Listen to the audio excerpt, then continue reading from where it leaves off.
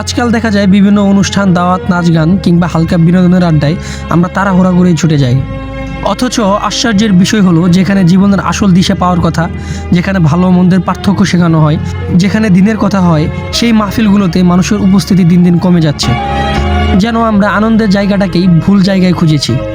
আসসালামু আলাইকুম, কী অবস্থা সবার? আশা করি সবাই ভালো আছেন। কাজ শেষ করে শরীরটা তখনও বেশ ক্লান্ত, তবুও বাসার সব কাজ গুছিয়ে সবাই মিলে সিদ্ধান্ত নিলাম আজ মাহফিলে যাব। মনে এক ধরনের প্রশান্তির আশা নিয়ে হাঁটতে হাঁটতে গল্প করতে করতে পৌঁছে গেলাম মাহফিলের মাঠে। কিন্তু সেখানে গিয়ে মনটা হঠাৎ ভারী হয়ে গেল। অল্প কিছু মানুষ নিয়ে অনুষ্ঠান চলছে, ফাঁকা মাঠ, নীরব পরিবেশ।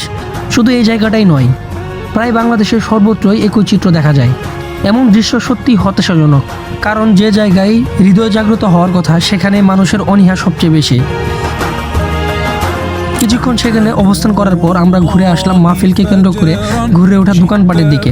আশ্চর্য হয়ে গেলাম সেখানে মানুষের ভিড়, কেনাকাটা, হাসি আড্ডা, ব্যস্ততা দেখে মনে হলো আমরা যেন উদ্দেশ্য ভুলে কেবল চারপাশের আকর্ষণে হারিয়ে যাচ্ছি। মাহফিলের চেয়ে দোকানে মানুষ বেশি। এই দৃশ্যটা আমাদের বর্তমান মানসিকতারই প্রতিচ্ছবি। আমরা ধীরে ধীরে সেই পথেই হাঁটছি যেখান থেকে ফেরাটা কঠিন হয়ে পড়ে। সবাই মিলে কিছু কেনাকাটা করলাম, আনন্দের মাঝে কিছু খেলাম। মুহূর্তগুলো মন্দ ছিল না, কিন্তু মনের ভিতরে একটা প্রশ্ন বারবার ঘুরছিল, আমরা কি সত্যি সঠিক জায়গায় সময় দিচ্ছি?